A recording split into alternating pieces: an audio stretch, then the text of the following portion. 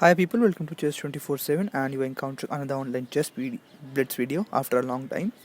I am playing with black pieces and I have opted for Scandinavian defense. And let's attack the pawn on d5. Okay, c4. And I think white will capture now. Yeah. And now the idea is to put pressure on d4. Let's see how white responds to this. Okay, d3. e5 will reinforce my idea to put pressure on d4 now. And we write f3. Okay, so I'll probably play bishop c5. The same idea, putting pressure on the d4 square. g3. Okay, makes sense. He's trying to fiend Kato his bishop to a good square.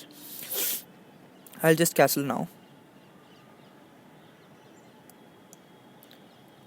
Bishop g2. Now I'll play h6 because I don't want my opponent to play bishop g5. That will be quite annoying. And he castles as expected. Now I would play bishop f5. I think that's better. That's the better square for the bishop as of now. So I'll play bishop f5. Yeah, and I think knight c3 is a better move for my opponent, I guess. Okay, he plays bishop e3. I would not like to exchange the bishop on e3 because that would then reinforce my opponent's center. So I'll retreat it to bishop e7, I guess.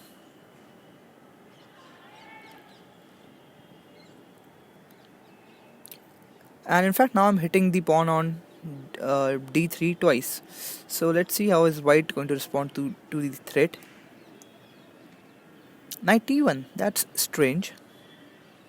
Yeah, it does defend the pawn twice, but then I can now easily develop my queen. Now the question is, should I play my queen to d7 or to c7, because my bishop on f5 in some instances is unprotected, so I'm quite inclined to play bishop queen d7, developing and protecting the bishop.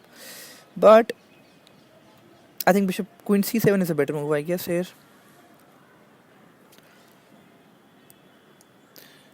Okay, so knight a3. I'll now play a6 to prevent knight b5, and I have to hurry a little bit because I'm low on time.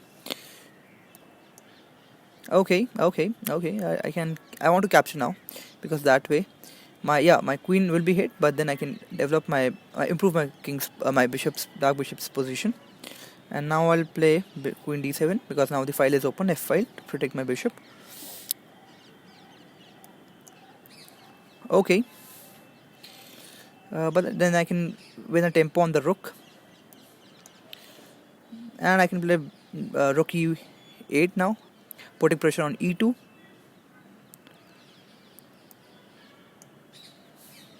Okay, rook c, but I'll play my other rook to d8 now, putting more pressure on the e3 pawn. That is not a good move because now I can win another tempi and then I can hit the bishop and the rook simultaneously.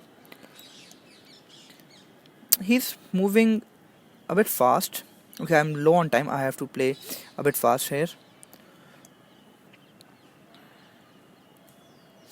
Okay, so I'll play my knight. Now I'm threatening knight e3. Okay, makes sense. I think he has to sacrifice now. Yeah.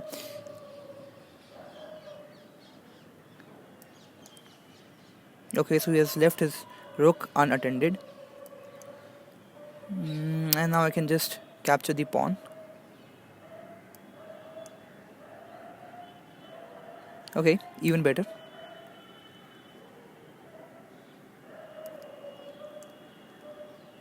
And it's fine because the more he exchanges, the better I get. And this is bad because now I can win the knight with rook e1 check, I guess. Yeah.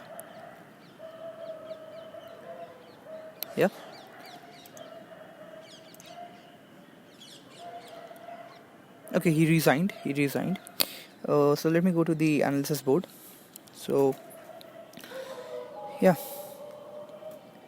let me go back to the starting position. E4, E5, D5, E takes D5, knight F6, C4, C6, and these are the book moves. Knight C6, D3. Now the idea is to add pressure on D3 and to add more control over D4. These are the two main ideas.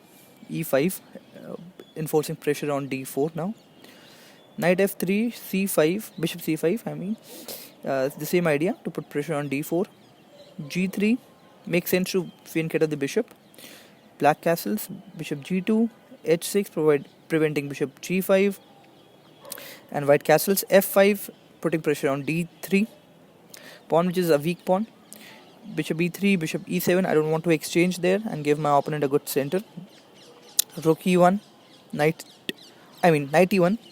So yeah, then I have queen C7, knight A3.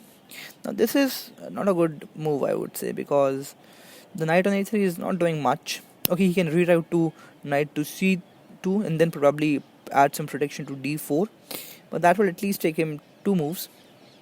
And in fact, he did not go for that. He went for knight C2, but that was quite late in the game. So A6 was played to prevent knight B5, F4, expanding on the king side. E takes F4, bishop takes F4, hitting the queen, but bishop C5, developing my piece. Improving my piece position. King H1, knight queen D7. Because now the F file is open and I don't want my white bishop on F5 to be hanging in some cases. So yeah, knight F3, knight D4, rook F3, knight D4, rook F1, rook F to E8, adding more pressure on E2 now because E2 is now under control. Rook C1, rook A to D8. Now we have rook C3, knight E2, rook C2 again. So the knight was doing a great job. Knight takes F4, rook takes F4, and now I'm having a bishop advantage. Test the diagonal on G1 to B8 is quite. G1 to A7 is quite weak, and my dark bishop is doing a great job. So after rook takes F4, knight G4, putting pressure on E3, rook E2, knight E3 was still played. Rook takes E3, bishop takes E3. Knight A to C2, finally moved his knight, but he left his rook on F4 hanging. G takes F4, bishop takes D3, knight B4, bishop takes C4, queen D7, rook D7, knight F3, and rook D1. So yeah, and in this case my opponent resigned because the only move is knight G1, and then I can double up on the first rank, and there's no way to defend the rook. And yeah, so yeah, it was a good game. I hope you enjoyed this video, and if you did, then please hit that like button, and yeah, subscribe to my channel if you haven't, and I'll see you in my next video.